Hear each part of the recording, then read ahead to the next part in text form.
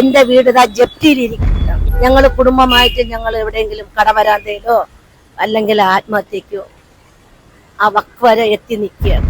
ഈ കാല് കണ്ട, ഈ കാല് മുറിക്കാൻ പറഞ്ഞ കാല. ഞാനിപ്പോ നിൽക്കുന്നത് നമ്മുടെ കേരളത്തിന്റെ തലസ്ഥാനമായ സെക്രട്ടേറിയറ്റിന്റെ ഫ്രണ്ടിലാണ്. അതായത് തൊഴിലുണ്ട്, നടുവൊടിഞ്ഞ് പണിയെടുത്തിട്ടും അതിന് മതിയായ വേതനവും കിട്ടുന്നില്ല, നടു നിവർത്തി ജീവിക്കാനും പറ്റുന്നില്ല. സോ നമ്മളിവിടെ ഫ്രണ്ടിൽ ഇപ്പോ ഉള്ളത് കുറച്ച് ആശാ വർക്കേഴ്സ് ആണ്. പേരെങ്ങനെയായിരുന്നു? എന്റെ പേര് പത്മജാണ്. എന്റെ സ്ഥലം തിരുവല്ലാണ്. ഞാൻ ആശാ വർക്കറാണ്. ഞാൻ 93 ആശാ വർക്കറായി MSS ആയിട്ട് കയറിയതാണ്. 93 കയറിയതാണ്. 93 പൈസ ഒന്നും ഒരു രൂപ ഇല്ലായിരുന്നു. സേവനം എന്ന് പറഞ്ഞാൽ ഞങ്ങളെ കയറ്റിയത്. എപ്പച്ചന്മാരോട് ചെയ്യേണ്ട ജോലികളാണ് ഞങ്ങളെ കൊണ്ട് ചെയ്യിപ്പിക്കുന്നത്. എടുക്കാൻ വയ്യാത്ത പണികളാണ് ഞങ്ങൾ ചെയ്യുന്നത്.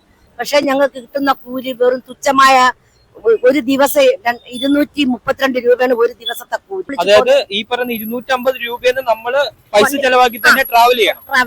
നമ്മൾ 6 മണി വരെ ഫീൽഡിൽ നിൽക്കണം. അതായത് 93 ആശാ വർക്കറായിട്ട് ജോലിക്ക് കയറി.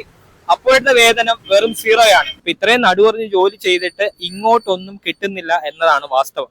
അതും ഈ ഒരു ജോബ് 93 തൊട്ട് 2025 വരെ ചെയ്യുമ്പോൾ എത്ര വർഷം ഉണ്ടെന്ന് നിങ്ങൾക്ക് അറിയാം. ഇത്രയും വർഷമായിട്ടും സ്വന്തമായിട്ട് ഒരു വീട് വച്ചിട്ട് അതില് സമാധാനമായിട്ട് കിടന്നുറങ്ങാൻ പറ്റാത്ത ഒരു അവസ്ഥയിലാണ് ഇപ്പോ ഈ നമ്മൾ കാണുന്ന ഇത്രയും പേര്. ഞങ്ങൾ ഇവിടെ കിടക്കുന്നത് ഞങ്ങൾ വെറുതെ വന്ന് കിടക്കുന്നതല്ല. ഞങ്ങൾക്ക് മുമ്പ് അവര് എഴുതി തന്നിട്ടുണ്ടായിരുന്നു എല്ലാം. ഞങ്ങൾ അടുത്ത ഭരണം വരുമ്പോഴത്തേക്ക് ഈ 7000 എന്നുള്ളത് കൂട്ടിത്തരാമെന്ന് പറഞ്ഞാണ് രണ്ടാമത്തെ ഭരണത്തിൽ വന്നത്. നമ്മളെ ബഹുമാനപ്പെട്ട മന്ത്രി വന്നു കഴിഞ്ഞെങ്കിലും പക്ഷെ ഞങ്ങളെ അറിയില്ല. മന്ത്രി എല്ലാവരും അവരവരുടെ വീടുകളിലും കണ്ണാടിക്കൂട്ടിനകത്ത് ഇരുന്നപ്പോഴത്തേക്ക് ഈ പാവപ്പെട്ട ഞങ്ങളെ ഉണ്ടായിരുന്നു, താഴെ തട്ടിലുള്ള ഞങ്ങളെ ഉണ്ടായിരുന്നു. ഞങ്ങൾ കയറി ഇറങ്ങി ഞങ്ങളുടെ വീട്, കുടുംബം, മക്കളെയൊക്കെ ഉപേക്ഷിച്ചിട്ടാണ് ഞങ്ങൾ ഈ കോവിഡ് സമയത്ത് ജോലി ചെയ്തത്. ഞങ്ങളെ മരണത്തോട് മുഖാമുഖം കണ്ടാൽ ഞങ്ങൾ ജോലി ചെയ്തത്. അമ്മ ഇത്രയും കാലം സർക്കാരിന് സേവിച്ചിട്ട് എന്ത് കിട്ടി, എന്ത് നേടിയെന്നല്ലേ ചോദിക്കുള്ളൂ. തീർച്ചയായിട്ടും ബഹുമാനപ്പെട്ട മന്ത്രി ഞങ്ങളെ ഒന്ന് കൈവെടിയരുത്, ഞങ്ങളെ സഹായിച്ചേ പറ്റൂ. ഇപ്പം 7000 രൂപ കിട്ടുന്നത് പോട്ടെ, അത് ഒരു മാസം ആ മാസം തന്നെ കിട്ടുന്നുമില്ല. 3 മാസം കൂടുമ്പോൾ ഒരുമിച്ച് കിട്ടുന്നത്. ഇതിന് അധികൃതമായിട്ടുള്ള അവരിലേക്ക് ഈ വീഡിയോ ഷെയർ ചെയ്യാം.